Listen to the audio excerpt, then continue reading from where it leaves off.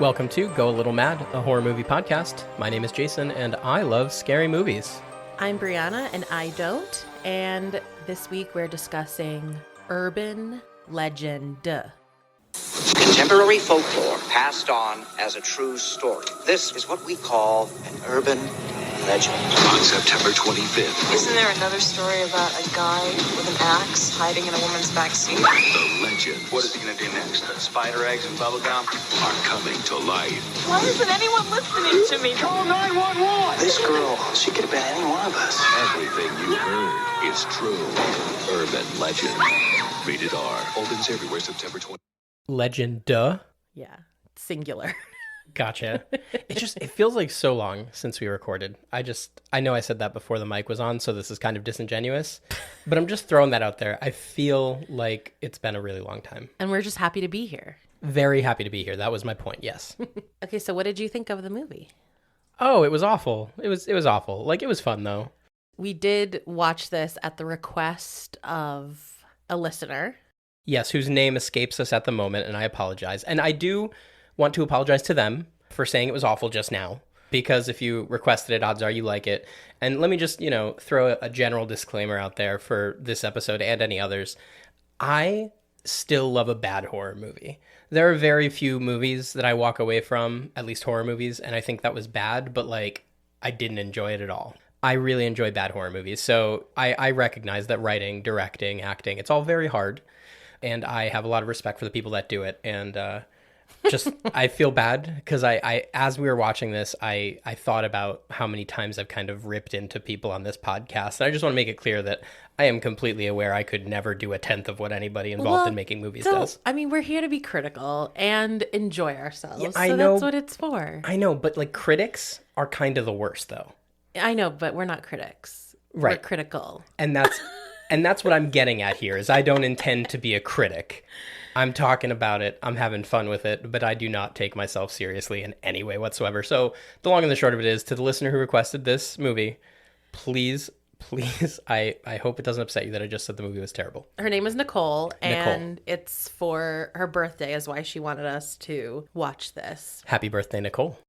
I will say I had fun watching this. Well, you did, because it's not scary. Yes. But one of the other reasons was because it was actually almost like a walk down memory lane of all of these urban legends that we all talked about when we were kids. And some of them are scary, some of them are weird, and some of them I don't even think of as urban legends. But it was just fun to see those playing out, but then also intertwined throughout the movie. Oh, yeah, for sure. It was definitely a movie. I feel like we had several conversations while we were watching the movie about, do you remember this urban legend? Do you remember this urban legend? And there were some that I knew that you didn't, or some that you knew that I didn't, which, we grew up 2 states apart. So I'm not that surprised, but also I feel like they're pretty similar. So a little surprised. Yeah. Yeah. And let me just clarify. So in this particular movie, it's not terrible in concept or even necessarily execution. The writing is fun. It's very tongue in cheek. It got pretty bad reviews at the time, but I think that was because it was in Scream's shadow. I think it was the exact same type of movie as Scream was, and it was not done as well, so people were especially harsh. They might not have been if it weren't so closely tied to Scream.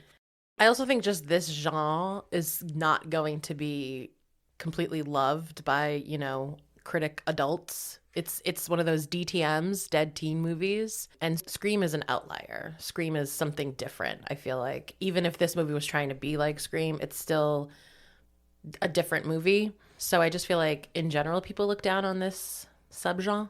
Oh, I completely agree. And just to finish my original point, my issue with this movie is the acting. Pretty much everybody in it is awful.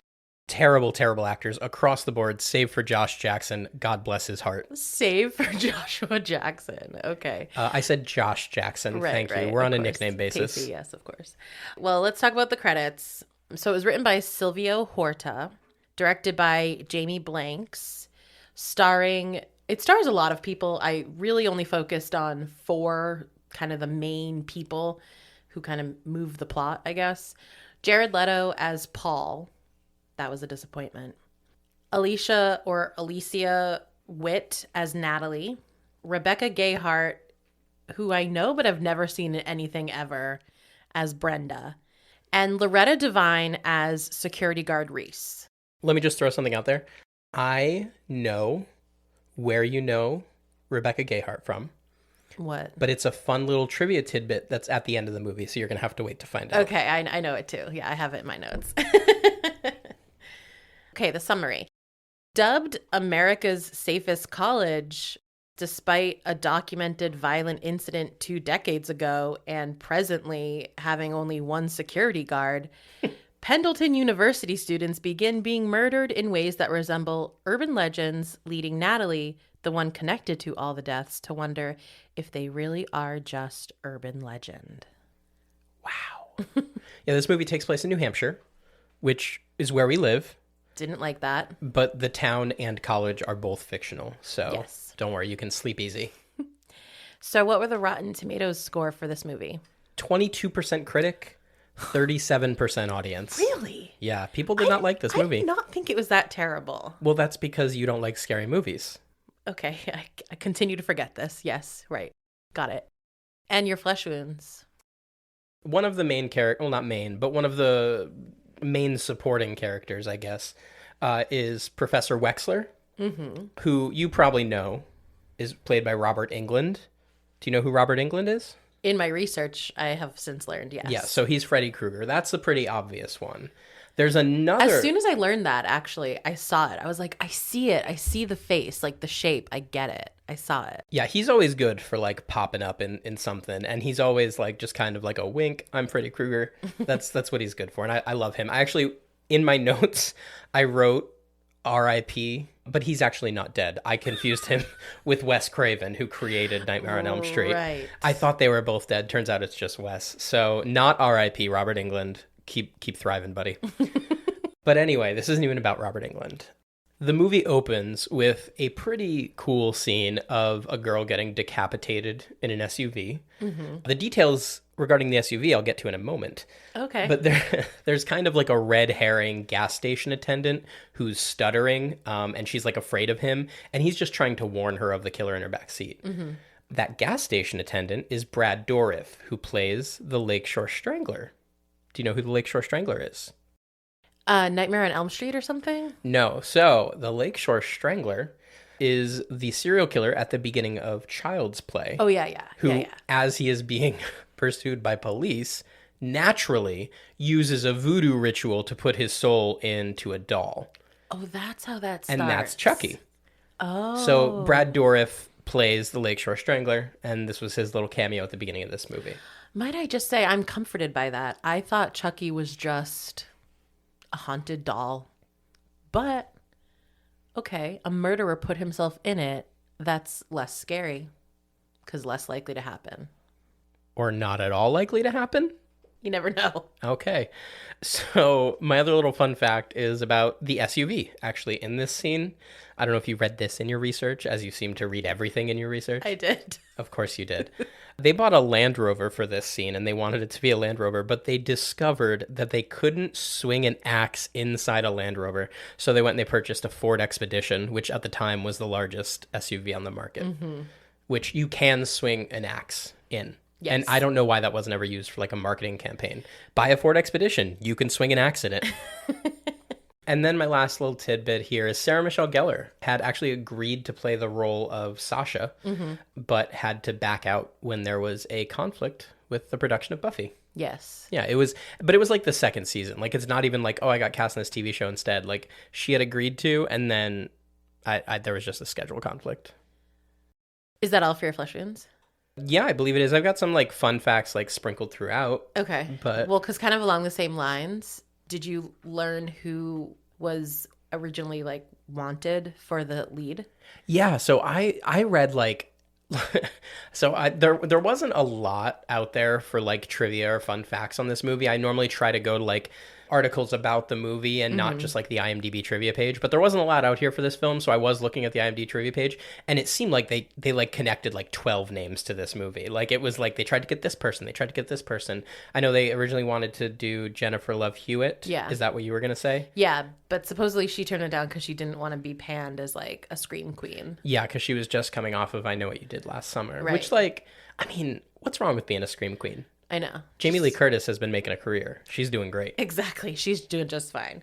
But also, Reese Witherspoon, once again, wanted for a scary movie, and I just don't see it. Cruel Intentions. And yes. Ooh, we'll talk about that later, too, because I was right. That's why I brought it up. Right.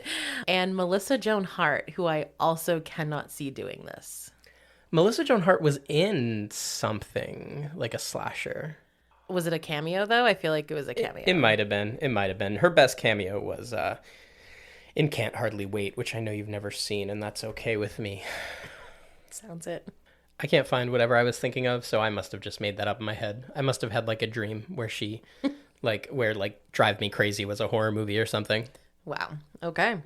Let's talk about our touch points for Urban Legend. I was 12 when this came out, and there was definitely FOMO. I think because of Joshua Jackson. I definitely did not know who Jared Leto was. I did not watch My So-Called Life, but I was definitely too afraid to see it. However, I really think that didn't matter. My parents never would have let me seen it. Gotcha. Yeah, I actually don't exactly remember the first time I saw this movie either. As we've covered in other movies, I don't think it would have been an issue getting my parents to let me go. I'm pretty sure we rented it from Blockbuster. I didn't see this in the theater. I would have remembered seeing it in the theater. This isn't one that really stuck with me. I've seen it. This is only my second time seeing it. I know I saw it once back then. There was a movie that came out a few years later that we'll probably cover next year if we're still doing this, called Valentine, which is like a slasher film starring David Boreanaz and Katherine Heigl. Angel? And Katherine Heigl. Oh. Yeah. Okay. And I always kind of conflate the two in my head. Like when we were watching this, I told you I was pretty sure I knew who the killer was, but I wasn't sure if I remembered. And then as soon as I saw the costume, I remembered. And I always, for whatever reason, associate that costume with Valentine, even though in Valentine, he's wearing a Cupid mask because of course he's wearing a Cupid mask. So anyway, my point is I saw this movie once when I was 13 and I don't really remember it. Okay. Yeah. I thought it would be fun for us to talk about our own personal quote unquote favorite urban legends. I actually have two. One that I did not think of as an urban legend, but they do bring up in the movie, which is Bloody Mary. And just saying it makes me so scared. We're not saying it any more times. Well, I was just going to say that was one of the sequels. One of the sequels to this movie I was... learned that. Yeah. That there was a sequel called that. I don't ever want to see that. Are we going to see that? No. I mean, unless it's requested. If somebody wants us to watch it, we'll watch it. He's never requested. I'm so afraid of Bloody Mary. So you just said it again. So which is worse, that or Ouija boards? That. Really? Yeah. Huh. I don't even remember how old I was, but I was absolutely terrified. It was a thing that was going around that year at school. So it became a very big thing. And I remember one night I couldn't fall asleep and I was crying over it. And my dad does not remember this. He says he never would have done it, but I swear I didn't make up this memory, which is that he took me into their bathroom, their bathroom off their bedroom, and made me stand in front of the mirror and do it. And obviously nothing appeared. But it has not eased my fear. And maybe it did at the time. I was like, okay, it didn't do anything, but no, trauma. Look, I am a big fan of believing women, but I've met your dad. I know. And I've also met you. And I'm not saying he couldn't have done that, but it is way more likely that that's a nightmare you had. I mean, it is in my brain as a memory. I don't know. But the other one that is a official urban legend is one that I read in one of those scary stories to read in the dark or whatever. Scary stories to tell in the dark? Yeah. Okay, first of all, how dare you? Okay. Those books are iconic. I hate them. And they made a movie a few years ago. Yeah, I know. And we're going to cover it. It's a great movie. Not. I've watched it twice. I saw it in the theater and I've watched it once since then. Great movie. Well, I think it was my cousins, Matthew and Jacqueline, shout out, who had this book. And I don't really know why they had this book. Because it was a great book. They were younger than me and they were scared of things too. So I don't know why they had it. But I used to stare at it on the bookshelf because just the cover alone was scary to me. And this was one that I read. high beams. Are you familiar with it? Oh, absolutely. So it's short. I thought I would actually read it. Yeah, go for it. Okay. The girl driving the old blue sedan was a senior at the high school. She lived on a farm about 8 miles away and used the car to drive back and forth. She had driven into town that night to see a basketball game. Now she was on her way home. As she pulled away from school, she noticed a red pickup truck follow her out of the parking lot. A few minutes later, the truck was still behind her. I guess we're going in the same direction, she thought. She began to watch the truck in the mirror. When she changed her speed, the driver of the truck changed his speed. When she passed a car, so did he. Then he turned on his high beams, flooding her car with light.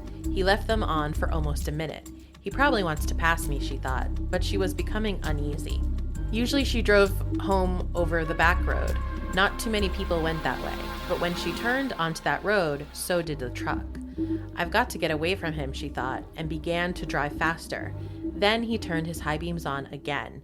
After a minute, he turned them off. Then he turned them on again and off again. She drove even faster, but the truck driver stayed right behind her. Then he turned his high beams on again. Once more, her car was ablaze with light. What is he doing, she wondered. What does he want? Then he turned them off again. But a minute later, he had them on again and left them on. At last, she pulled into her driveway, and the truck pulled in right behind her. She jumped from the car and to the house. "Call the police," she screamed at her father. Out in the driveway, she could see the driver of the truck. He had a gun in his hand. When the police arrived, they started to arrest him, but he pointed to the girl's car. "You don't want me," he said. "You want him." Crouched behind the driver's seat, there was a man with a knife. As the driver of the truck explained it, the man slipped into the girl's car just before she left school. He saw it happen, but there was no way he could stop it. He thought about getting the police, but he was afraid to leave her, so he followed her car. Each time the man in the back seat reached up to overpower her, the driver of the truck turned on his high beams. The man dropped down, afraid that someone might see him. Spooky.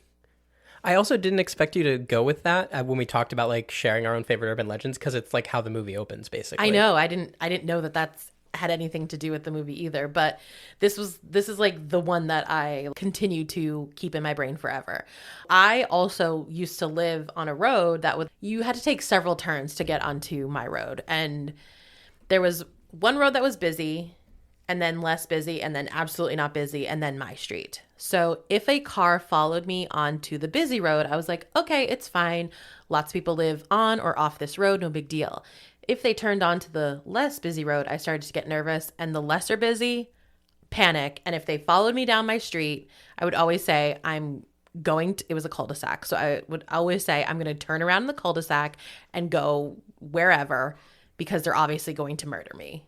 Even though this story is all about the person in the car, really, and not the person following, it's still like so scary to me. I can't. So anyway, do I check my car, the backseat of my car, every time I get in it at night? Yeah, I sure do. Absolutely. And sometimes I even wave my arm back there. I don't know why I would do that. They'll cut my arm off. But like, even if I check, I still will like reach behind and just do like a quick little. I mean, it's pretty hard to cut an arm off. Like, they can't just like... Yeah, I guess I'd get slashed. Unless you're in a Ford Expedition. Yeah, right. And then they can swing an full axe. Yeah, exactly. Right. So yours was pretty tame compared to mine. Jesus Christ. Okay. Yeah, so a little trigger warning here. God, I regret this. Yeah, sorry. I didn't realize that we could do stuff that was covered in the movie, so I tried to find one they didn't talk about. And this is one of my like creepiest ones. And as I'm looking at it and I'm thinking about reading it, I feel like you're not gonna enjoy it, and I feel like, it's just a good thing you're not traveling, because I feel like this is going to scare you more than the movie did. Oh, God. Okay, well, the movie didn't scare me at all, so. But this is an iconic story. You might have even heard it and repressed it at some point. And this particular version, I actually just pulled word for word from Wikipedia, because it's such a famous story. It has its own Wikipedia entry. Jesus, okay. So again, trigger warning for violence. A very young girl is home alone for the first time with only her dog for company. Listening to the news, she hears of a killer on the loose in her neighborhood. Terrified, she locks all the doors and windows, but she forgets about the basement window, and it's left unlocked. She goes to bed, taking her dog to her room with her and letting it sleep right by the side of her bed. She wakes up at night to hear a dripping sound coming from the bathroom. The The dripping sound frightens her, but she's too scared to get out of bed and find out what it is. To reassure herself, she reaches a hand towards the floor for her dog and is rewarded by a reassuring lick on her hand. The next morning when she wakes, she goes to the bathroom for a drink of water, only to find her dog hanging in the shower. On the shower wall, written in blood, are the words, "Humans can lick too." I can't believe you picked one where the dog dies. I'm sorry. If you were sorry, you wouldn't have picked it. It's scary. It scares me, and that's why I picked it. Okay. Guys, I might have just irreparably harmed my relationship and this podcast with that story. So hope you enjoy this episode. It's the last one. Okay, well, let's talk about the actual film, shall we? I suppose so. First thing I wrote in my notes was like, as we were starting, kids dying based on urban legends is literally my nightmare, because this is why I hate horror. That, you know, from scary things, actual murderers get ideas on how to do things. That's like my ultimate fear. I also asked you repeatedly if this is called urban legend or urban legends. And every single time you asked me, I had to Google it before I could answer you. Yeah. So it is singular and argued by Angela West in the book The 1990s Teen Horror Cycle, Final Girls, and a New Hollywood Formula, which I want just for the nostalgia. She says that the final scene tells us why it's not called urban legends, because it's not a movie about a serial killer using urban legends to kill people. It's an urban legend in and of itself. Absolutely it is. Yeah. All right, so we open with a thunderstorm for the opening credits. Wait, real quick. So one of the production companies was called Phoenix. Yeah. And their like little production logo started with them lighting a match. Mm-hmm. Did you ever watch Are You Afraid of the Dark as a kid? Of course. Of course. Didn't that remind you of that? Oh, yeah. It just reminded me of that. As it started, I was like, oh my God, I love this show. And then I realized we were watching a movie. That's all. This is also where I learned that Jared Leto is in it, and I just was not happy. Yeah, and your reaction was, ugh. Yeah. And I immediately apologized for not warning you. And then you asked how old Rebecca Gayheart is when you saw her name. And then Tara Reid's name came up and you got really excited. You said, this is great. Oh, wow. You were really excited for Tara Reid. And I have this written like 4 times throughout here, but I'm just going to get it out of the way right now. It is infuriating to me that both in the opening and closing credits, Jared Leto gets top billing. He is at best the 3rd character in this movie. You've got Natalie, you've got Brenda, and then you've got fucking Paul. Yeah. Who is insufferable, by the way, as a character, too. Yes, of course. Ridiculous. I guess it's because he was famous from My So-Called Life at the time, and I get it, but he did not deserve top billing. He was not the main character. He was the love interest, and that does not get top billing. Just throwing that out there. Well, 2 women can't be better than a man. A car or a Ford Expedition is driving down a wet and windy road. A short-haired kind of 90s pixie cut girl is driving the car, and she's listening to a radio talk show, which we learn is like the college talk show. Yeah, but it's Tara Reid coming through those speakers. Yes. The caller says that she borrows her roommate's birth control pills, replacing them with baby aspirin, and now her roommate is pregnant. Did you know this is an actual urban legend? Oh, yeah, absolutely. Didn't. Pretty much every call that they go through here is an urban legend. Yeah, which I just love. But originally it was a teenager stealing the pills from her mother who then ends up pregnant. And I also just want to point out that like right after that call, you were like, you need to pause this so I can catch up with my notes because so much has happened. I know. Well, I was really thrown off about this call. I was like, I feel like I need to write down the details of this. I don't understand why, but I feel like I do. Now I get why. So by the time we had resumed it, you already had like a full page of notes. Yeah, I sure did. Yeah. Condensed into 1 paragraph. The driver what's her name? Michelle, right? We learned her name is Michelle. Yeah, Michelle. She wants to stop listening to the radio, so she pops in a cassette. Now, to do this, she has to fish through a box of cassettes on the passenger seat. This is unbelievable. How quickly they eliminated texting while driving. Meanwhile, we were fishing through albums of CDs and boxes of cassettes to switch out the music. Just so we could listen to Jagged Little Pill or whatever. Hey, Jagged Little Pill still slaps. Of course. But what she actually does put in is Total Eclipse of the Heart, and she's like full on belting it out, which is great. But she doesn't quite know all the words. And she like perfectly, this is the best acting job in the movie. She perfectly captures that vibe of like full-throated singing along to a song you don't really know all the Yeah, words to, but yeah. you know like 80% of the words. Right. That vibe, spot on. And it was just chef's kiss. It was Honestly, too, beautiful. because she definitely knew the words, because however many takes they did, she absolutely knew the words. So she was like faking not knowing the words. Yeah. Talent. Acting. She drives by a well-lit and busy gas station. Soon after that, we learn that her tank is essentially on empty. Now, never caught me doing this in my youth. Why? Because I had a healthy fear of exactly what is about to happen to this girl. So my tank, never catch me on empty. Also, related, I have a fear of, this is like really specific. I love to sing in the car, and I am not a singer, but I will sing anyway. You are a singer. Thank you. All you do is sing. Every single thing you do all day. I mean, I'm not a good singer, but I have a fear of someone being in the back seat of my car. So that's like the general fear, but specifically it is that I obviously don't know it. And when I stop like belting out Celine Dion or whatever, they make like a quippy comment about my bad singing before they slash my throat. That's like an active fear in my brain. Like not just the killing, but like the quippy comment from my shitty singing. I have nothing to say about that. Her car starts beeping low fuel, which it's already on empty, so that's a useless alert, but whatever. So she stops at this shitty ass gas station despite having only recently just passed this beautiful, well-lit, perfectly safe gas station. And one thing I noticed as she was pulling in, by the way, I don't know if you noticed this, gas was $1.14. Oh, I sure did write exactly that. LOL. Unbelievable. It's pouring now, and the gas station is not self-service, so she honks on the horn a few times to get the attendant to come out. This soaking wet man bangs on her window, appearing completely out of nowhere, so I absolutely jumped. And he stutters, asking if she ran out of gas. She tells him to fill it up, and I guess she gives him his credit card, but I missed that part. He goes to the pump and gets it all set up, and then he looks in her back seat and then walks away. He goes back to like the store or whatever. Shortly after, he returns, stuttering that her credit card company is on the phone and needs to talk to her. She's unsure, but she does follow him inside.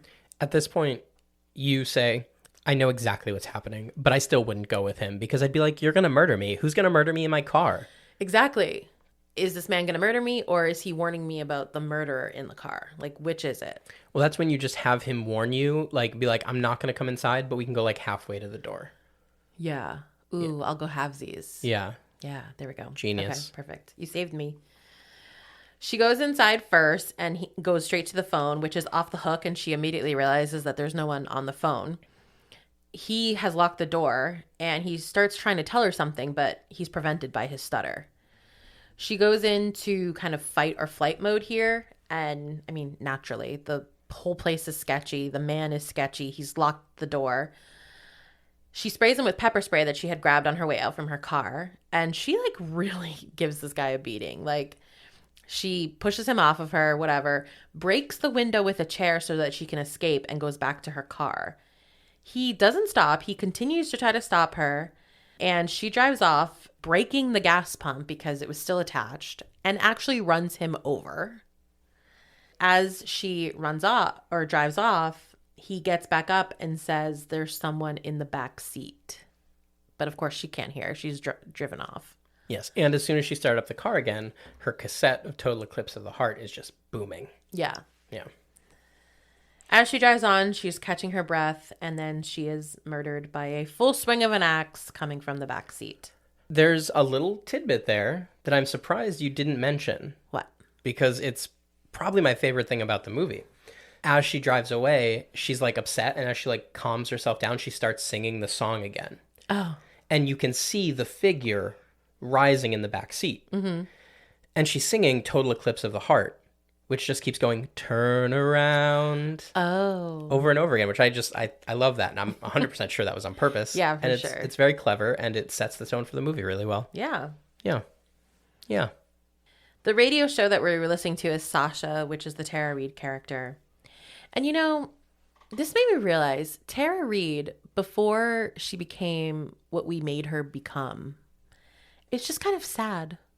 Oh my God. I have that here too. Oh my God. I wrote, because I made a joke. I said, I feel like if I were going to ask anyone for tips on safe sex, it's Tara Reid. And then I wrote, in all seriousness, I feel like Tara Reid is one of those girls that was just immediately sexualized and ruined by the media, like the way they tried to do with Britney and so many other girls, like during this time period. Yes. And like we did nothing but sexualize her and then called her a slut. And then like she developed body issues. And then we made fun of her for that. Yeah. She was completely ruined by society. Right. Like Poor Tara Reid. she was just a girl trying to be an actress in all these films, American Pie and all that stuff. And then we ruined her. Yeah. But I also wonder, if Sarah Michelle Gellar was playing this, would that role have been the same? There were moments in there where I was like, yeah, of course they gave that line to Tara Reid. I feel like it would have been the same because I think this was even before American Pie.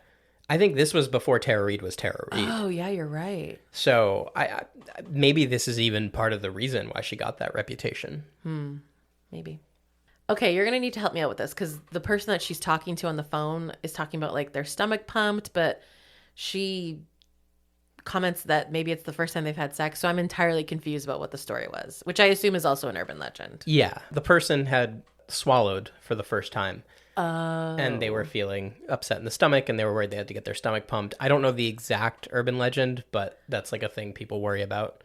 Like if you swallow a watermelon seed, a watermelon will grow in your stomach. Yeah, Rugrats, thank you. Yeah. Or if you swallow a piece of gum, it takes 7 years. Yeah. Or if you swallow semen, it's going to, I don't know, make a baby. I don't know. I don't know why you would need to get your stomach pumped for semen. So the radio show is for Pendleton University. That's the college that they all go to. Somewhere else on campus, her friends, they're all listening and chatting. Parker starts talking about the urban legend of Stanley Hall on campus, right? I didn't know what they were Yes. talking about. I put this together after. Yeah, so Parker's talking about Stanley Hall, which was a dormitory building on campus. That is, the building's still there, but it is closed now. It's just like an abandoned whatever, where 25 years ago, and coincidentally, the 25th anniversary is just coming up. Weird. There was a massacre and everybody died except for one person. And he's talking about that. But a quick thing about Parker. So he's played by Michael Rosenbaum, who I immediately recognized from two things. One, Smallville. He plays Lex Luthor in Smallville. And two, a really, really a movie that did not age well from 2002 called Sorority Boys, where him and somebody else pretend to be girls to get into a sorority. Of course. Yeah, I'm sure you can imagine why that didn't age well, why it didn't age well. But here's the weird, little synchronicity, a little funny bit. His co-star in Sorority Boys was Barry Watson, who played the eldest brother on Seventh Heaven. Oh, yeah. And he is married to the actress that just got her head cut off in the Jeep, or in the SUV. That is weird. They got married, way after this. But yeah. It's the way how that, little connects. That's How weird, do you know that? Well, because I look up everybody, and I saw that she was married to Barry Watson, and then I was like, what was that movie that he was in? And then I looked up him, and I saw that Barry Watson was in that with him, and I was like, oh my God. What a small world Hollywood is. Totally. Totally. So apparently the story is that this guy was killing everyone on the floor until he finally killed himself. That's what stopped it. Paul, the Jared Leto character, is all like, whatever, where's the proof? And it seemed like they were setting up Parker to be like the fun conspiracy theorist guy, and they make fun of him for it. I feel like his characterization, unless maybe I'm characterizing him wrong, it doesn't stay the same. We don't really see much of this guy, but he completely turns into an asshole later. But Paul works at the university newspaper, and so he takes that very seriously, and he's focused on the facts, man.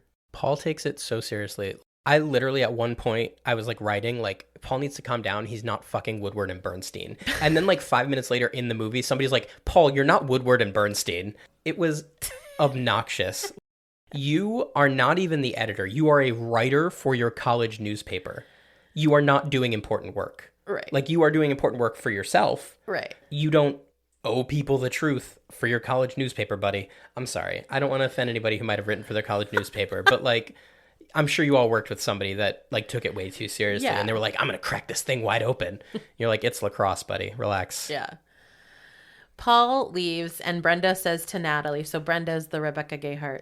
I'm just going to pause right there because I'm sorry, I'm talking so much this episode. But That's the job. Paul leaves because he gets a page. Just want to throw that out there. Oh, really? He had a beeper. Oh my You know. God. I didn't even notice. But Brenda's the Rebecca Gayheart character, and she says to Natalie, he's such a babe. Did it seem like he was giving me the eye? First of all, he's not hot. First of all, Jared Leto, not hot. Never has been, never will be. Only gets worse if you ask me, actually. But second of all, this is like the most stereotypical girl scene of all time. And this is what made me wonder, is this movie supposed to be like aware of itself, like Scream, which yes. But also, knowing how this plays out, was this supposed to tell us something about Brenda? Oh, I believe it absolutely was. Like that she's like artificial and faking. I don't know about faking, but it tells you that she's like in love with Paul. No, obviously it does. It tells us that.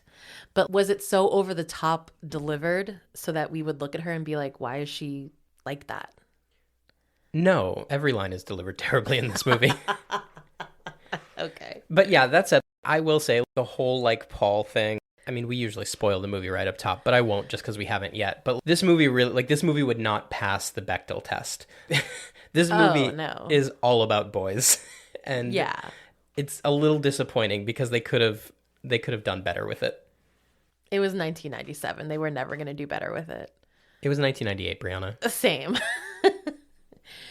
On their way back to the dorms, Natalie and Brenda, I wrote Rebecca and that confused me. Natalie and Brenda stop at Stanley Hall and they're like talking about Bloody Mary. I don't really know why. I don't get this scene. I was panicking. I was like, what are they doing? Yeah, you were like, no, not Bloody Mary. Like in sincerity. Yes. You sounded absolutely terrified and I didn't know what to do. Well, because at this moment, I didn't know where this movie was going.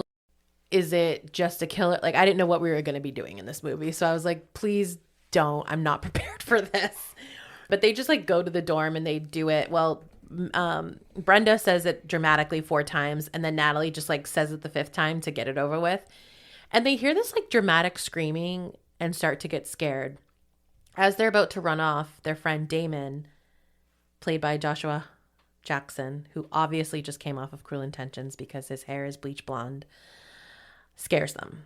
So was he the one making those noises? So I don't know. I was going to say that. I feel like they never really clarified what that was. Yeah. Because like again, spoiler alert, the climax of the movie happens in this like boarded up dorm Right. hall, but there's nothing that happens to lead you to believe at this point in the movie somebody would be in there screaming. Right. So I have no idea, Yeah. honestly. It was weird. But anyway, yes, he absolutely did just come off of or was actively working on Cruel Intentions. And so is Tara Reid, by the way. They were both in that together. I forgot Tara's in it. She? Yeah, she's at the very beginning. She's the psychologist's daughter that Ryan is banging. Is it Ryan? Sebastian. Yes, Ryan Phillippe. Yeah. Yes. Natalie goes to her dorm and upon entry is creepily greeted by the janitor. When she enters her room, her goth girl roommate is having sex with like hardcore rock music playing.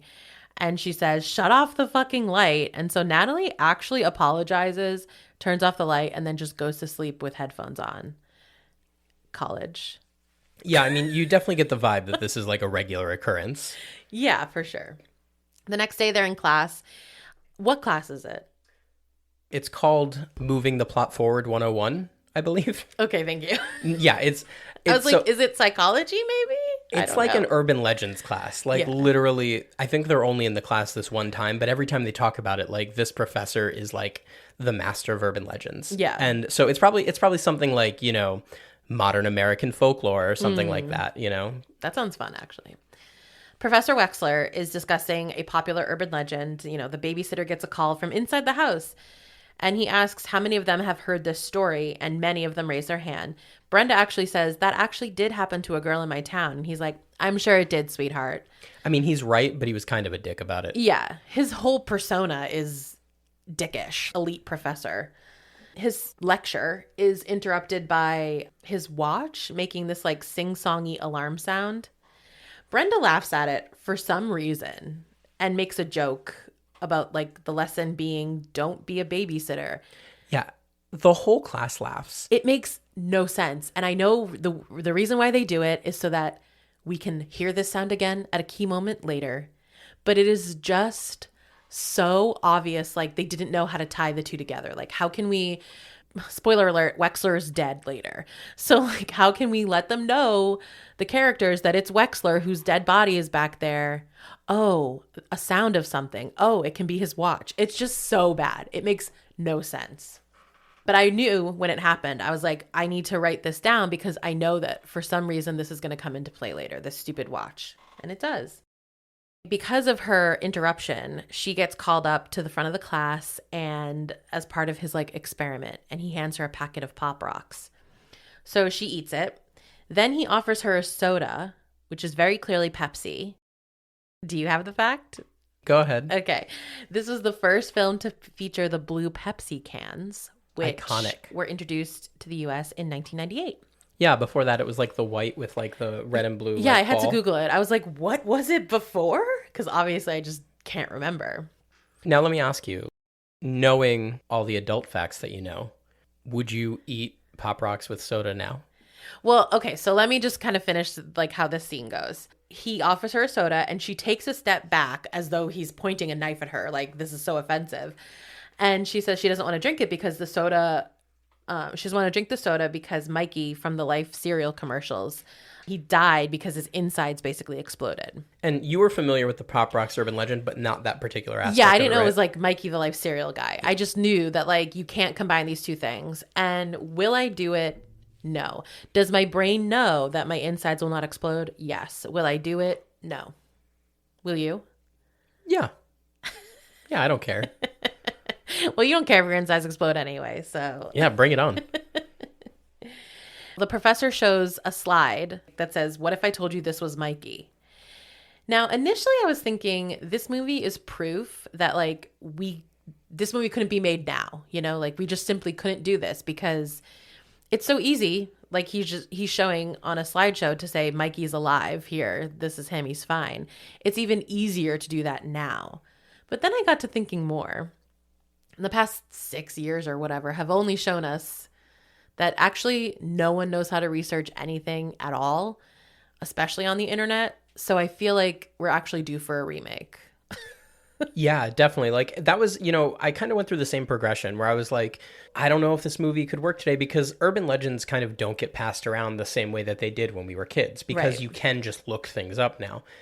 But then I thought about the fact that every local news organization has done a story about like some awful TikTok trend that like kids are doing that isn't actually a trend. Yeah, And I feel like exactly. those are like the modern urban legends where they're like, kids today are going into their classroom and pooping on their teacher's desk, and it's called the Dorothy Parker Challenge. And like, you know, boomers just read that and go like, yeah, fucking kids these days. Whereas anyone who knows anything reads that and goes, yeah, I'm sure that's not happening. But like that is the modern day equivalent of urban legends. Yeah. And if they remade this movie, that's what I would want to see. I want it to be TikTok challenges. So is it a comedy? Yeah, I mean, this one's supposed to be a comedy, right? I guess. Damon offers to do it because he's like the showman character. He takes the Pop Rocks and makes a big thing of him swallowing them and then chugs the soda. And as the professor is like, see, he's fine, he starts choking like he's dying. He falls down very dramatically. Students start freaking out and calling for 911.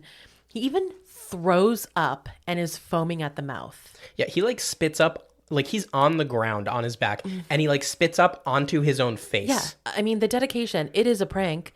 Disgusting. And that is boys. You have to admire that level of dedication, I don't honestly. admire it. It's disgusting. You have to admire that commitment. You have to. You simply have to. No. Later, news breaks of Michelle, the girl who died in the car. She went to Pendleton. Her name is Michelle Mancini, which is a reference to the creator of Child's Play, Don Mancini. It's the school newspaper that broke the story. Paul wrote the article. The headline is "Lunatic on Campus" with her picture. Which is incredibly sensationalist. Yeah, he's everything that's wrong with journalism. She wasn't even killed on campus. No. So it's a lie and it's sensationalized. but he's got to let people know the truth. The people deserve the truth, right, Paul? God, I hate him. The dean and the one security guard for the entire campus, Reese, collects the newspaper to take them away. Not because it's sensationalized and that it really shouldn't be out there anyway, but the dean just doesn't want any bad headlines. In this argument with the dean, Paul uses the word factious. Yeah, I heard that. Is that real? Nope. Not in the way that he uses it anyway. Factious can be used to describe if you're acting in a way to divide people, like into factions. Like if you are acting in a way that promotes those divisions, you are acting factious. Divergent. Yeah, exactly. Divergent. It has nothing to do with like truth or facts, at least that I could find. You know, if there's somebody out there who has a better grasp on the language, wants to send me a message and tell me I'm an idiot, I am totally open to that possibility. But for now, we're going to go with Paul's an idiot. Yes. Yeah. Well, and yeah, the dean, you know, they're the safest school in the country, so they don't want any bad headlines. We eventually learn this is truly the only thing he cares about. Yeah, and also in this conversation, you learn that it takes place in New Hampshire. Yes. And your reaction, hold on, I got to put on my Brianna voice here. Oh, Lord. This is a quote. New Hampshire? This takes place in New Hampshire? You were so angry. So angry. Again, wasn't sure how I would be reacting yet to this movie, so was unsettled by it taking place in my state, okay? But I will say about where it takes place, we see later that the dean's license plate is Maine. So the college, in my guess, is either on the seacoast or like northern New Hampshire that touches Maine. It's one of those two places. I do not mean this to be dismissive of you at all. What? Nobody cares. Like nobody outside of New Hampshire I know. like is going to get that at all. But where it actually took place was Toronto, at the University of Toronto. Yes, another great Joshua Jackson movie Yeah. was filmed there. Yep. Which one? The Skulls? Yes. Love that movie. But also, he also filmed Gossip there, which I've never heard of. Oh, yeah, Gossip's pretty good too. Yeah. Back in like the student hangout area that doesn't really exist in actual colleges, they start talking about who this girl is and that no one knows her. But something is very obviously up with Natalie. And Damon jokes that he did know her and he'll miss her because she gave great head. That's a great joke, honestly. Like, I know you don't like Damon, you don't like that joke, you think it's insensitive, but you need to look inside yourself and you need to examine our relationship and think, is that a joke that Jason would make? 100%. There you go. Back in her dorm room, Natalie opens up a high school yearbook and looks at a picture of her and Michelle. So they were friends. They were like on the cheerleading team. Damon pops in asking if she wants to go to the frat house with him, and he notices that she's upset. So he offers to go somewhere to talk, joking that he doesn't want it to get around campus, but he's actually a good listener. There was actually, just to backtrack a tiny bit, there was one little thing when she first got in the room that really bothered me. And maybe it's just me, like whatever. But she finds a bottle of medication. Oh, yeah. And she like picks it up and it's lithium. And like the way that she reacts is like, oh my God, she's on lithium. Like she doesn't say that, but her face, she's trying to convey like sort of, oh. Yikes. Yeah. And I don't like that. I don't like that one bit. It was before we cared about mental health. I know. Because like later, like spoiler alert, her roommate dies too. Later, they're like, did you know that she was bipolar? Oh no, they say, did you know she was a manic depressive? There you go. That's what it was. Thank you. Yeah. Yeah, as if that just like manic depressives cut their own wrists and write in their blood on the wall all the time. All the time. So we're not even going to look into this because did you know she was on lithium? Let's get mad later. I'm sorry. You're That right. scene comes I'm sorry. later. I got a little worked up there. Don't worry, I get real mad later. So I can already see where this is going. Damon's whole tone. But anyway, they get into his car. It struggles to start, but it eventually does. And when it does start, the radio is blasting I Don't Want to Wait by Paula Cole, which we all know is the theme song to Dawson's Creek. That's a good joke. It's hilarious. And actually, he acts disgusted by it and quickly turns it off, which is even more hilarious. They stop in a remote area and he says that, you know, she kind of divulges that she knows her and like she's upset, whatever. And he says that he can relate to her because his girlfriend is dead. And that's exactly how he said it. Because my girlfriend is dead. And that she had a syndrome and his story is all very a walk to remember. I don't know about you, but like when he was telling this story, it felt like he was lying. Yes. Like, as he was saying it. Right. My next line is he's obviously lying and just trying to get in her pants, which she catches on to very quickly. And I appreciate that she caught on to it. He keeps coming at her, and so she punches him and says to start the car. He says, "I'm just trying to help you. You don't have to be such a bitch." So he's a star on those online dating apps. I mean, that's how I acted with every person that ever rejected me on Tinder. Of Is that not how course. you're supposed to react? Apparently it is, actually. He tries again somehow, and she says, "1 black eye or 2." And he's like, "Okay, gotta go pee," which he does. He runs off into the woods. And there's this like screaming noise, which could be animal or female. This was just one of those things that's like a fake thing to make you concerned, right? It sounded like that goat in like that viral video to me. Like the one that does the Taylor Swift song. Yes. That's what it sounded like to me. But what does happen is as he's zipping his pants, a rope comes around his neck. So he's taking a while. Natalie gets out of the car and she calls for him. She says, "Shake it and let's go." Someone in a winter coat with a furry hood shows up and tries to snatch her. So she like runs back to the car onto the driver's side and tries to leave. But of course the car won't start. She starts to hear like scratching on the hood of the car. And we see that it's Damon. He's like being hung with the rope on the tree.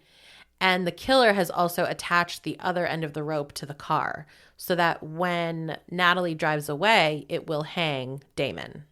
And that's what happens. It's pretty genius. Yeah. Honestly. Which also is an urban legend. They mention that later.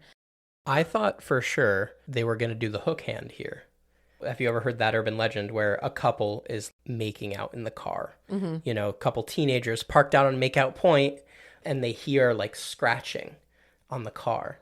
They think nothing of it, you know, blah, blah, blah, whatever. And then they like get home. And then when they get out of the car, they find like a hook hand just like hanging from the door handle, like as if it was. And I think like earlier in the story, they say there's like a one-handed killer on the loose or something. Oh. But it's a pretty famous urban legend. And it's also like a famous internet meme where like somebody posted broken English version of it. And it's man hand hook car door hand or something like that. But I was really surprised that they didn't do anything with that. Because that's when the first time, like when I heard the scratching, that's where I thought it was going to go. Yeah. She's basically trying to drive away, but she can't because she's attached to the tree rope shenanigan thing. So she backs up. Well, the killer gets on the hood.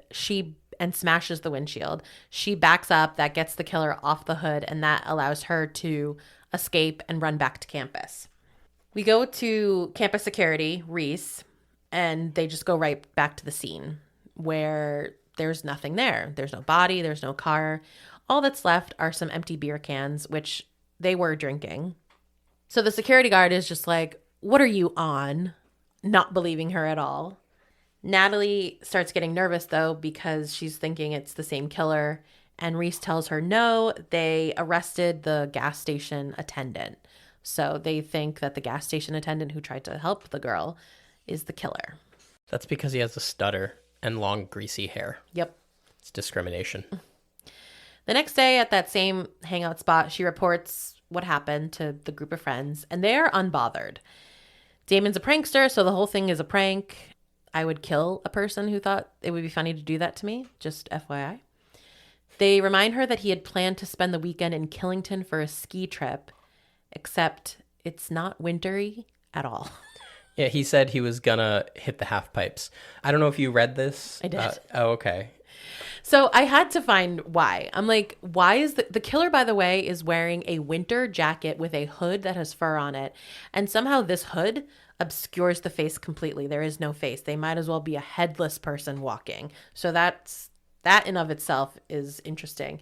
But there is not a speck of snow. And I don't even think any of them are wearing winter clothing. I don't remember looking at, oh yes, of course they're wearing winter clothing because it's winter.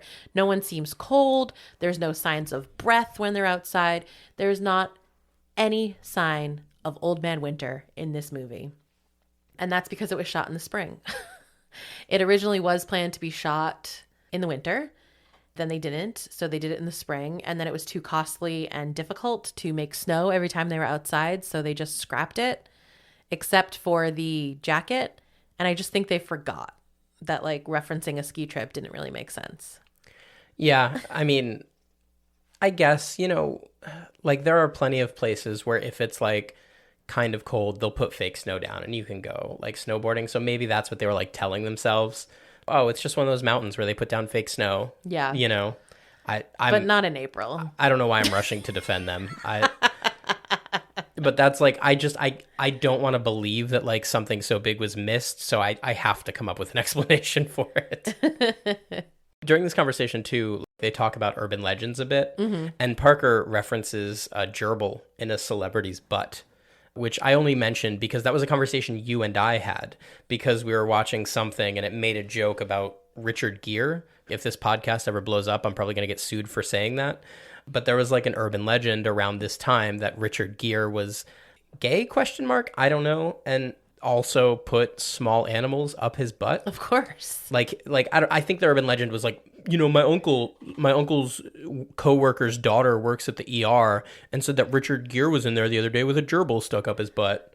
But anyway, we had just seen like a joke reference that and you had never heard it and I had to explain it to you. Yeah. And then we just saw this movie like a week later and I thought that was pretty funny. With that conversation and, you know, Damon being killed supposedly by what is an urban legend, Natalie realizes that the way that Michelle died is also an urban legend. And Parker is just like mocking her, saying like, ooh, who's next? And how is it going to be?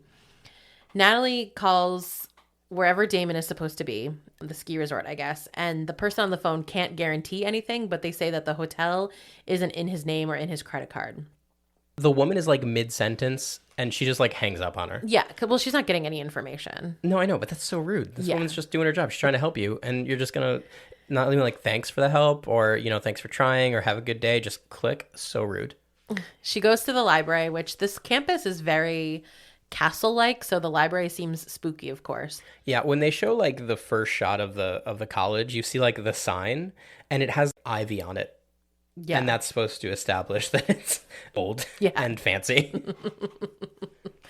She starts hearing, you know, weird noises and she calls out like, hello, as though it's weird for anyone else to be in the entire library.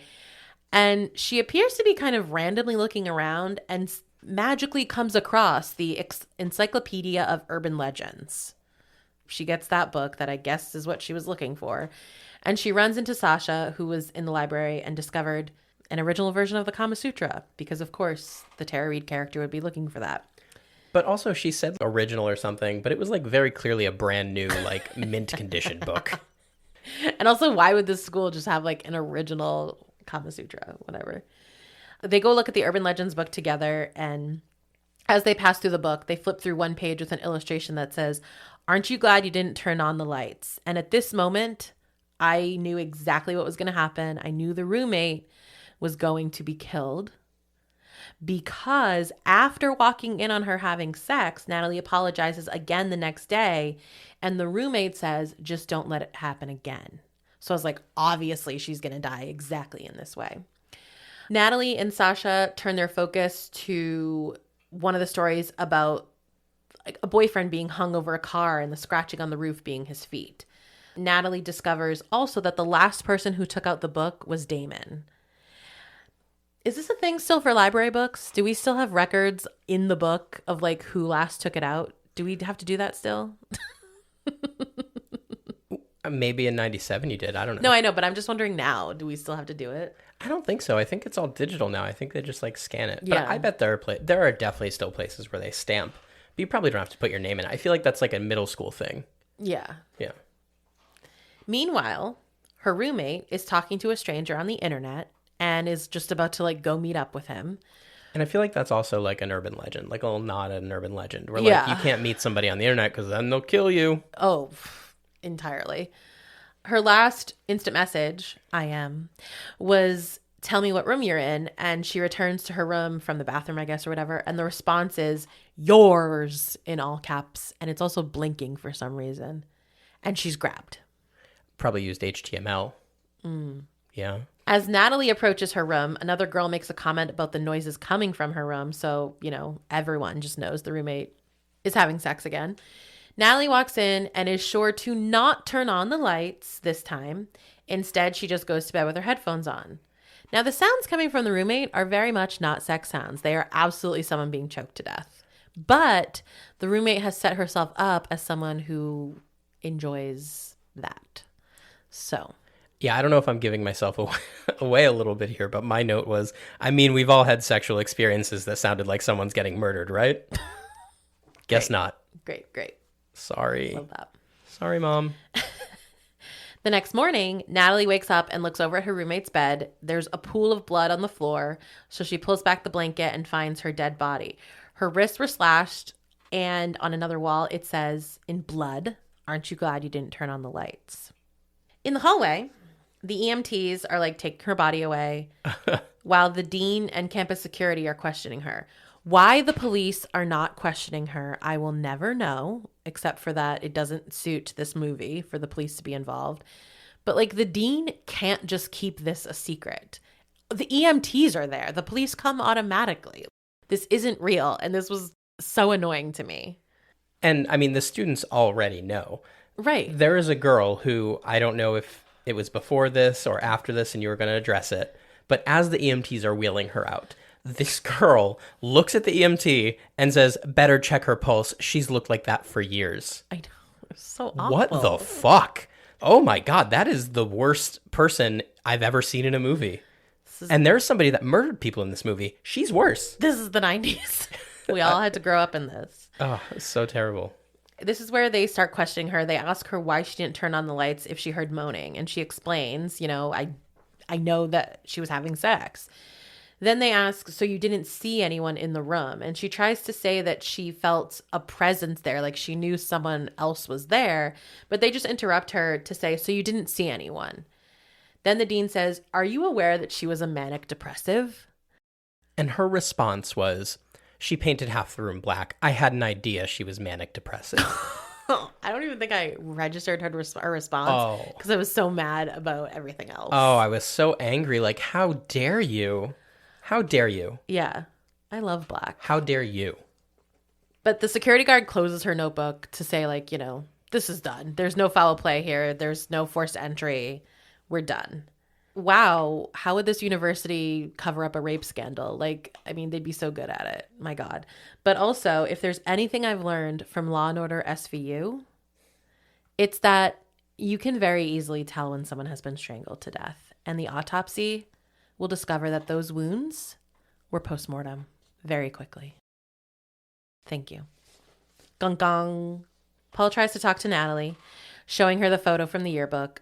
So he knows that they were friends. He's discovered this somehow. And he asks her why she kept it a secret. And she says, I didn't want to help you exploit her any further.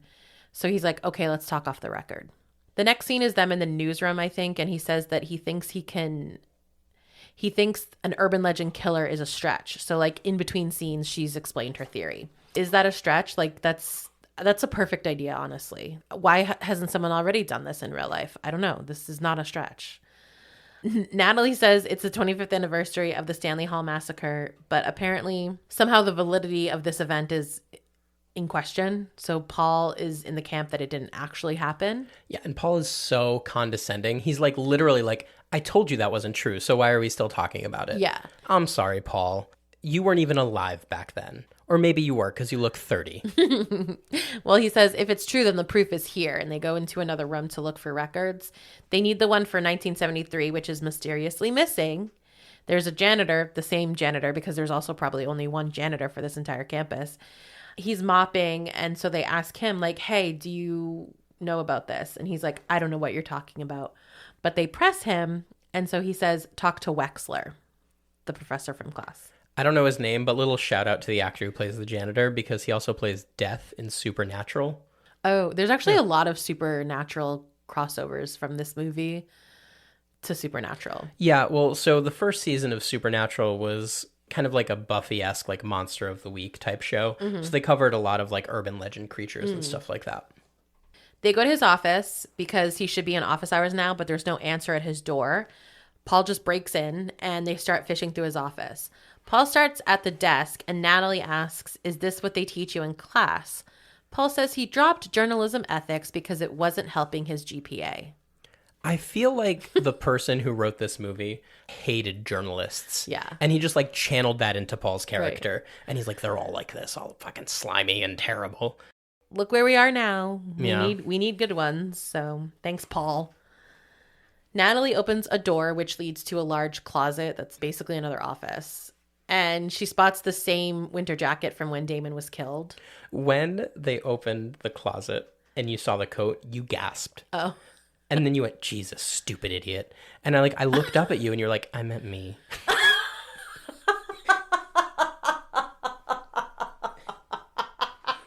Because I jumped, probably. I thought I was stupid for jumping. Yes, that is exactly what you meant. Yeah. Okay. Anyway, they also find the axe or an axe. So they're like, that's the murder weapon.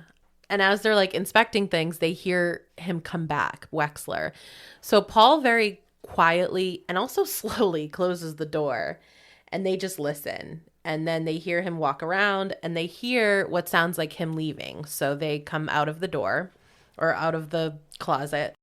Turns out he hasn't left. He's still there. But like, I don't understand what this room is, because a person walking into the room and another door closing, it's very obvious. There's no way he didn't see that the door was closing. So duh, of course he's still there. They go right to the dean's office. They're in trouble. But they say, we found the murder weapon. And Wexler says it's a prop for his folklore class. Paul demands they tell him about the Stanley Hall massacre. And so the dean just changes the subject and says that he's pulled Natalie's personal record and found that she was arrested for reckless endangerment. And she explains that it happened after they accepted her. And he's like, of course it did, because we don't accept criminals. I mean, schools can redact their acceptance. He also tells Paul that the editor of the newspaper has fired him. And so when they leave, they're both pissed and kind of take it out on each other. And Natalie won't go into why she was arrested. Just a quick little aside here. It was at this point that I realized that, they didn't address, one of the most famous college urban legends, which is if your roommate dies, you get A's for the semester. And not much to do with this scene, but this is the point in the movie where I was like, I feel like, because, right around this time, they made, I want to say, 2 movies about it. There was one that starred, I want to say Mark Paul Gosselaar. Dead Man's Curve, I think it might have been called. Oh, I've heard of that. And there was another one, too. And I felt like it was a big glaring omission here. They should have just been like, of course, you'll get A's for the rest of the semester, Natalie, unless you killed her. Well, you would have thought a student would make a joke about it in the hallway there or something. Like, oh, at least. Exactly. While the dead body while the dead body gets rolled away, someone would have been like, at least she gets straight A's for this semester. Meanwhile, someone is swimming in the pool. We were supposed to know that it's Brenda. It's Brenda swimming in the pool, but I couldn't tell. I don't know. Natalie appears to be just meandering around campus and then just so happens to go to the pool observatory. So it's Brenda in the pool. Then someone walks into the pool area. It's seemingly the killer because it's someone completely overdressed in the same winter jacket. Obviously the only winter jacket sold in the entire state of New Hampshire. And she starts banging on the glass trying to get Brenda's attention, but she's swimming, of course, so she can't hear her. That person reaches the edge of the pool. Brenda actually breaks the glass with a chair. It doesn't break through it, but it does break. And that's what gets both of these people's attention. And it's just another swimmer. That's it. And also, this never comes back into play. The dean isn't you just went to the pool and broke a window, 20 minutes after being in my office? Yeah. This is never addressed again. So in the locker room, Natalie admits to Brenda that she knew Michelle, the first victim. She says they hadn't spoken in 2 years because of an incident. And that incident is that one night they were out driving and Michelle mentioned the urban legend about the gang initiation, which you had heard this and I had never heard this. Yes. So the story is that a car drives around without its lights on at night, and the first person to flash their beams, the car that was driving without their beams, they have to go kill that person. And that's the gang initiation. You're in the gang once you do that. Michelle thought this would be a fun joke, so she turned her lights off, and on the first person who alerted them, she banged a Yui and chased them down.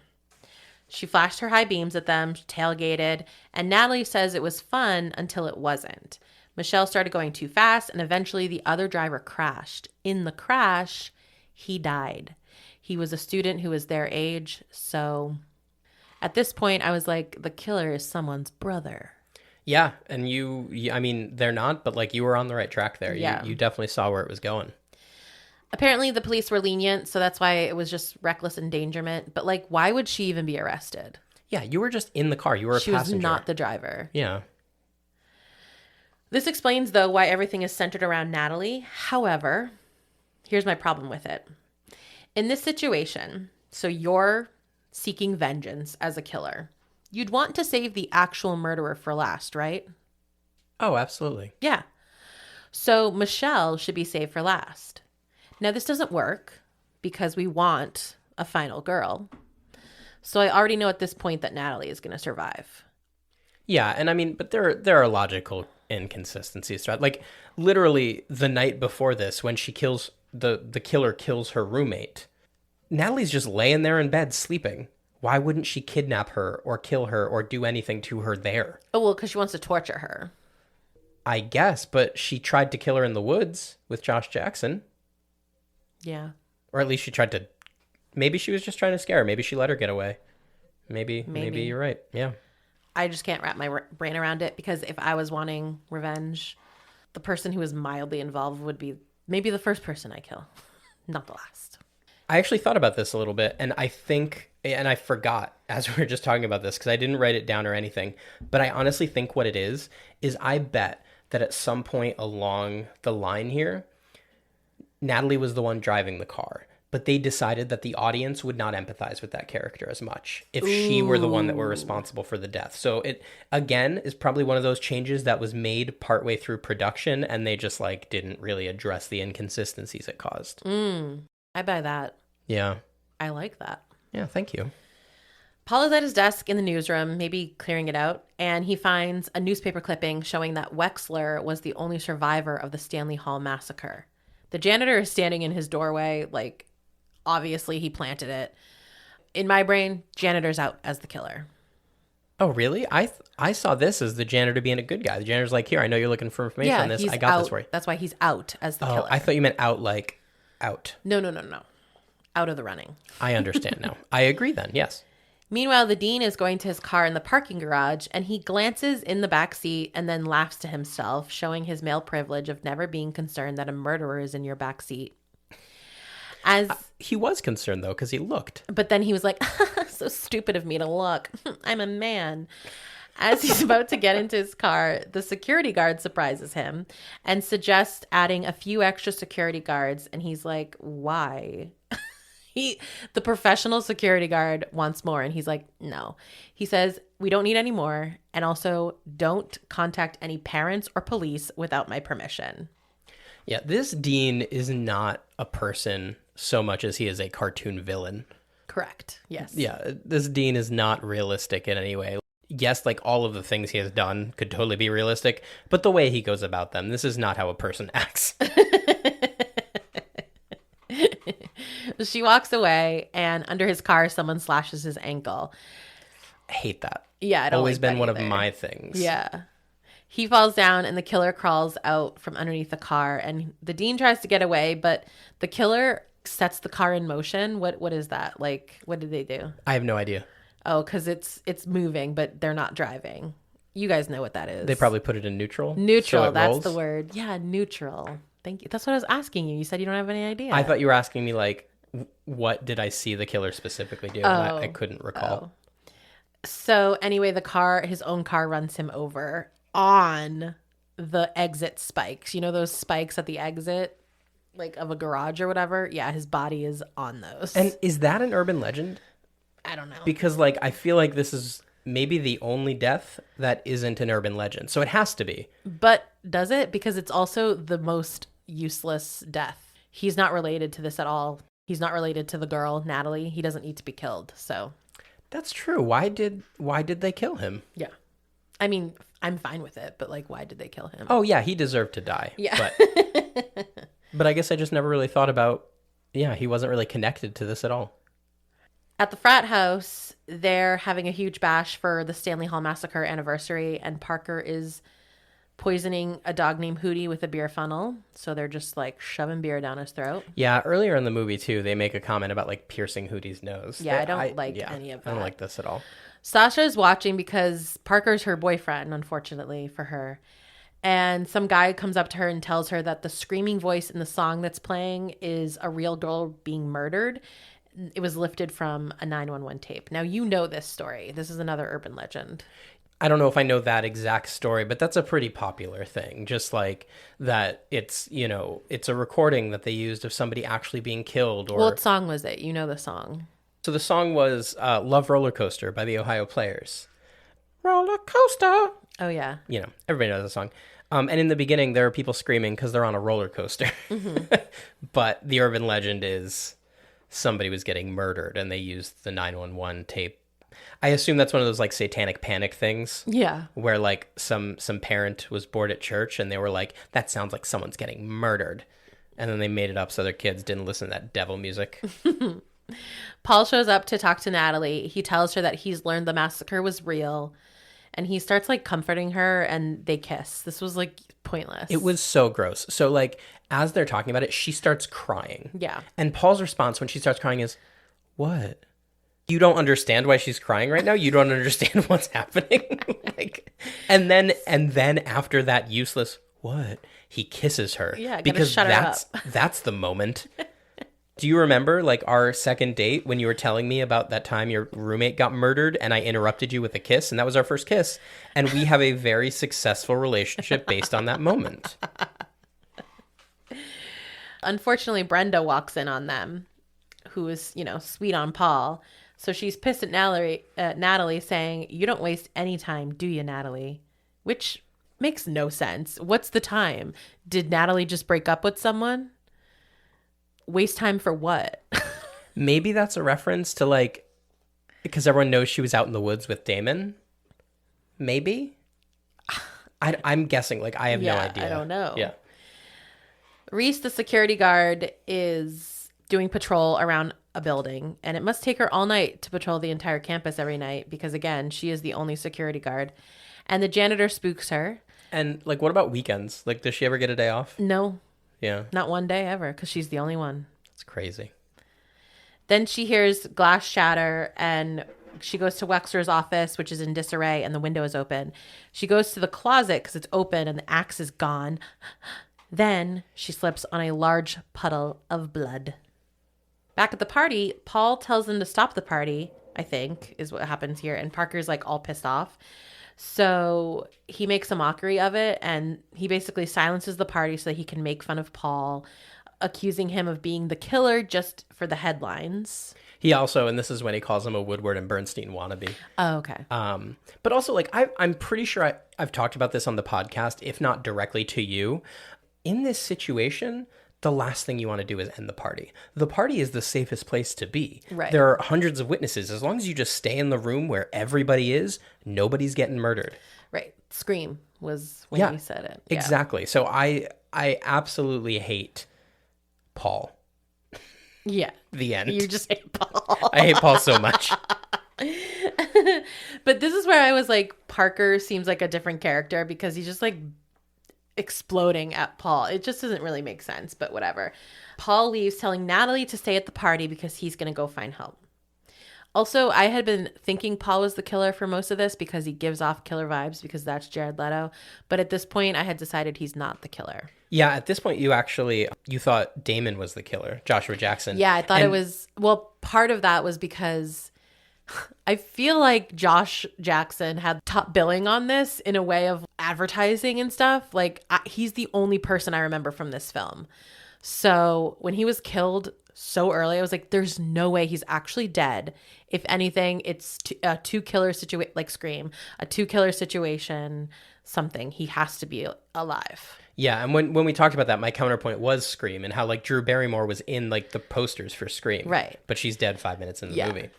You argued it too much, so I was like, okay, Damon is dead. And that's what I was like, well, no, I mean, there was Drew Barrymore in Scream, and plus, like, we saw him hanging, and then, like, as I was saying that, I was like, I shouldn't be talking her out of this.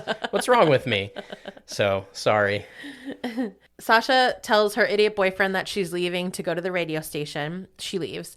Then Parker gets a phone call at the house, and it's a man's voice saying, you're going to die tonight. The caller ID reads Damon Brooks, so he jokes around saying, oh, right, yeah, the call is coming from inside the house. Is this the babysitter urban legend? Only problem is I'm not babysitting anyone. And the caller says, wrong legend. This is the one about the old lady who dries up her wet dog in the microwave. Yikes. Had you never heard that one either? No, and spoiler alert, the dog dies Yeah. in the microwave. So after he sees that, he goes to the bathroom to vomit, because who wouldn't? And that's where the killer gets him, shoving Pop Rocks down his throat, and then uses a beer funnel to funnel basically Drano down his throat, and he's dead. And I don't feel bad because he tortures his dog.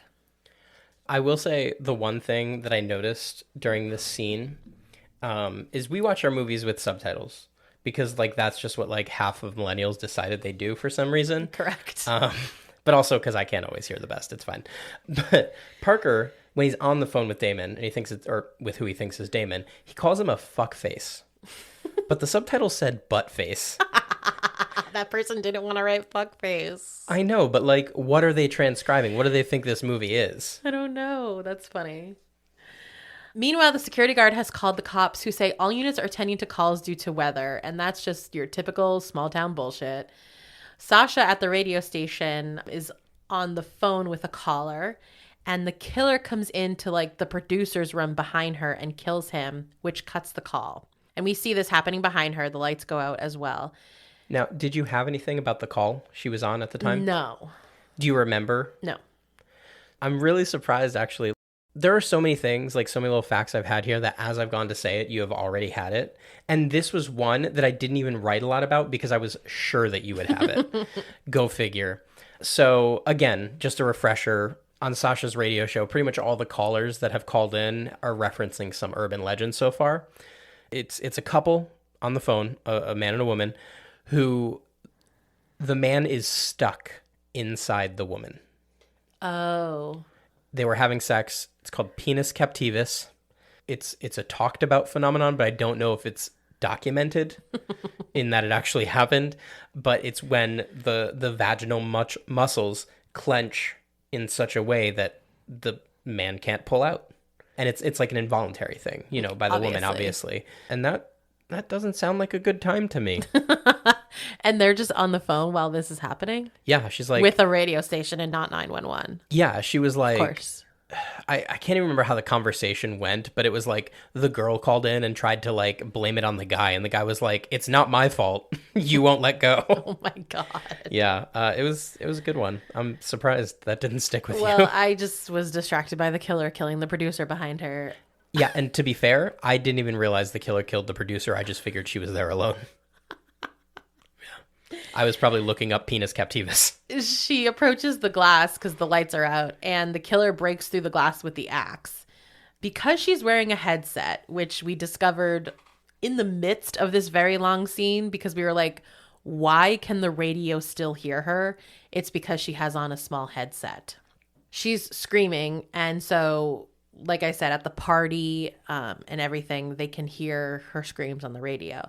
Natalie's freaking out, so she runs off. Sasha's trying to get away. She ends up eventually being tossed over the balcony, but catches onto the bars. And when the killer is about to come down on her with the axe, she lets go and drops. It's only a floor. Yeah, apparently Tara Reid did that too. She did. I was going to say that. Props to Tara Reid. Absolutely. She did her own stunts. So she's okay. Like her ankle maybe is in bad shape, but she gets into the elevator, makes it back upstairs. I want to give you some credit here because you would have lived through this situation. Because when she got in the elevator, you said, why doesn't she just hit the emergency button and stay in the elevator? Yeah. Genius. Absolutely genius. Right? Yeah. You know what? That's smart. You're a Thank survivor. you. You're a Thank you. final girl. Yeah. Thank you. So she gets herself into like a room that has a big glass window so that if you're in the lobby, you can see into the room. Natalie reaches the lobby. They see each other, but the killer's in there now and just axes Sasha to death. Then the killer does a really creepy wave at Natalie, so she runs off back to her dorm, where she conveniently runs into Paul. Oh, also, I forgot to say, I think, but the security guard can also heard the screams, so she's now making her way to where Sasha was. When they run into each other, Paul and Natalie, she's like, well, where were you? And he says that he'd been running around campus looking for help, but the dean is gone. He also says that his phone is dead.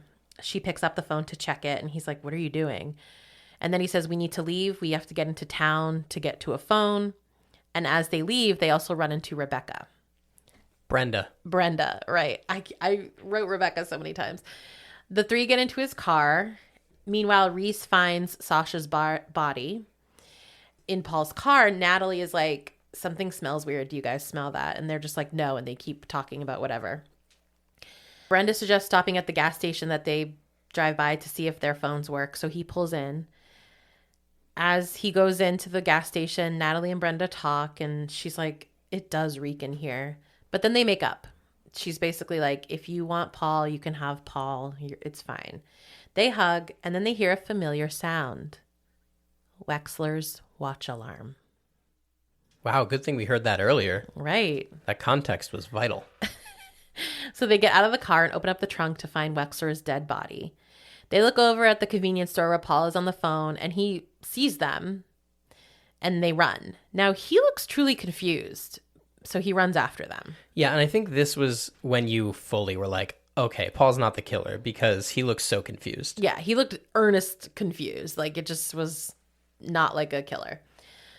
As they run through the thickets, Brenda kind of drops off, but Natalie doesn't realize it. So she just keeps running and doesn't realize until much farther. Brenda screams, but she also hears Paul. So she keeps running until she reaches another road. The janitor is driving by and he stops to pick her up. He asks her if she's okay. And he says, I've got a coat right there. And it's the coat. Again, the only coat in New Hampshire. He looks at her, looking at it, and he's like, it ain't gonna bite you. Well, I mean, to be fair, there are seasons to trends. Like, they could have done this in, like, 2012 with a North Face, and it would have been totally believable. Yeah, true. But North Face won't hide your face, so. Right. Yeah. She wants to get out of the car, but he says it doesn't unlock from the inside because that's a real thing.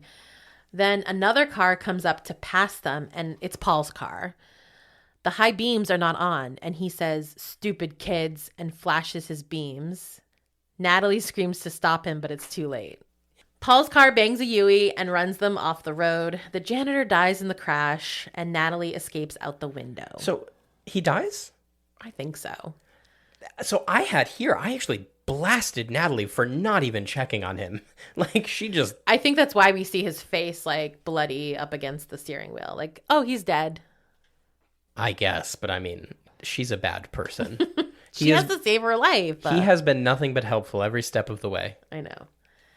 Meanwhile, the security guard returns to her office to grab her gun, which I feel like she should have always had on her because, again, she is the only security guard for the entire campus. Natalie reaches campus and hits the emergency buzzer, and there's no response, which is always how I assumed it would go when you hit those emergency buzzers on a college campus. I was like, there's no way anything happens when I hit this buzzer. Thankfully, I never had to hit one of those buzzers. She hears Brenda screaming, and it's coming from Stanley Hall. As she goes into the dorm and hears the screaming, it sounds like a recording. Yeah, so just to rewind real quick, when she's running to the dorm, I have a quote from Brianna here. She runs like an idiot. She runs with her whole body. She does run like an idiot. I stand by that. Absolutely. Her head and shoulders and arms are all like she's kicking her butt while she runs, that kind of thing. It's like that. It's like that way that a dramatic teenager runs away. Yeah, exactly. Where she's like, nah. Yeah. You can hear that as she's running for her life. Yeah. Anyway, because Brenda's screaming sounds like a recording, I'm assuming that she's walking into a trap here. Yeah, you're like, that sounds like a recording. You were all over this. Again, you would have survived. You had the instinct there. Yeah. As she tries to get to Brenda, she basically just starts running into dead bodies throughout Stanley Hall. She finds Parker, the dean, Damon, until she reaches a room lit up with candles. And that's where Brenda is on a bed, looking dead. Her stomach is moving. She is full on breathing. Oh, really? Yeah. I didn't notice. It was so clear. Oh my it was God. Just hold your breath, Rebecca. For real, Rebecca. Natalie cries and looks away from her. And as she does that, Brenda sits up and knocks her out. Brenda is the killer. When Natalie comes to, Brenda's an entirely different character. She rips off the duct tape from Natalie's mouth, and Natalie tells her, you're fucking crazy, but Brenda prefers the term eccentric. Her last name, by the way, Brenda Bates, is an homage to Norman Bates. She asks why Brenda is doing this, and it turns out that the dead kid is her boyfriend, not her brother. Natalie tries to say that she wasn't the one driving, but she says, it's your car and you were there. Okay, justified. Natalie tells her she needs therapy, and she says she tried, but it didn't work, and she's actually enjoying this. So she tells Natalie that she's going to do her favorite UL, quote unquote, favorite UL. That's what we call it, right? UL. I'm sorry. Are you criticizing someone for abbreviating something? Yeah. It was dumb. He's mad because I abbreviate everything. And he gets mad at my abbreves, which are way better than UL. I mean, I'm not mad. I just want to make sure that I'm not living in Bizarro world here. Her favorite UL is the kidney heist, which is, I had to look this up because like I vaguely have heard of it, but what I looked up, it says that you go to a party with like strangers, you get wasted or you get drugged. And when you wake up, turning out several hours later, you're immersed in a bathtub full of ice and there's a note telling you to call 911 because your kidneys are gone. And they're stolen for the black market. Yep. Happened to me once. As she begins to cut into her, Reese, the security guard, shows up with her gun to save the day. She doesn't shoot, though, and instead tries to reason with her. She ends up getting slashed with a knife, and so they fight for the gun. And as they fight, Natalie frees herself, but Brenda ultimately wins and shoots Reese. Natalie also tries to reason with Brenda, saying that, killing her won't bring her boyfriend back. And she says, yeah, but I'll have Paul and he'll get his Pulitzer. Paul arrives, having just heard this, and he starts applauding. And he basically is trying to convince her that he's on her side because he, too, is motivated by his own ambition. Okay, article number 10 of why Paul is a complete fucking tool. Paul had the element of surprise here. There are multiple entrances to this room. He could have just walked around to the other entrance and gotten behind Brenda. He could have done a million things. He could have called the police first. He could have run out and called the police. But he goes, I can fix this with my charm. He thinks he can use his goddamn personality to get out of this when he has a million other tools at his disposal. Well, he just walks in right in front of her and starts talking. The eccentric psychopath is obsessed with him. So, yeah, maybe that could work. Brain her with a pipe. That's it. That's all you got to do. Anyway, she's happy for a second, but ultimately doesn't buy it. And as she says, who am I going to kill first? Eeny, meeny, miny, and then Reese shoots her in the leg and says, Mo. Bitch. Natalie grabs the gun and Brenda says, what are you going to do? Shoot me? What kind of friend are you? Like, what an actual psychopath. And then Brenda actually tries to attack Natalie, so she does shoot. This causes Brenda to fall backward out the window from who knows how high down to the ground. Yeah, this bullet propels Brenda off her feet. Yeah, I about laughed. 20 feet back through a window. I laughed a lot. Yeah, it was intense. Natalie and Paul are in the car now. Paul says something about Reese being fine. And Natalie is like, this will become an urban legend, except the story will change from town to town. And they're basically like laughing about how details will change as though they didn't just experience the most traumatic thing freaking 3 seconds ago. Paul says, if this is an urban legend, at what point do we get to the twist? And his tone changed in a way that I was like, oh my God, he's the twist. He's actually going to be the killer here. Or like another killer. But somehow it's Brenda. She's in the back seat with her axe. By the way, she has fallen from a building and has been shot twice, but she is in the back seat of their car and attacks. They fight. They veer off the road at a bridge and crash. The crash throws Brenda out the front window into the river. This girl is so sensitive to like physics. Just the tiniest bit of force will propel her in any given direction. Yeah. And they see her body floating in the river. Cut to some dude on a campus somewhere telling another group of friends this very story, ending it with how they never found the body. And they're all like, we don't really believe you, just like before with Parker. One person jokes that the killer was the girl from the Noxzema commercials. Which is where you know Rebecca Gayheart from. Yes. Because she was the girl in the Noxzema commercials. The one guy, seemingly defeated, says, come on, doesn't anyone believe me? And one voice says, I do, but you told it wrong. And the camera pans around and it's Brenda. Brenda. Somehow alive and still in college, not arrested for many murders. In this scene, she is wearing a blue ribbon around her neck, which I noticed and I was like, why is she wearing that? But it's a reference to the urban legend of the girl with the green ribbon. Do you know this one? Oh, I absolutely do. I love the girl with the Yeah, green I ribbon. forgot about it too. And then when I read it, I was like, oh yeah, I know this. Yeah, it's fantastic. That's the one where she always wears a green ribbon and never takes it off, not even for her husband, until she's on her deathbed. She finally lets him take it off and her head just falls off.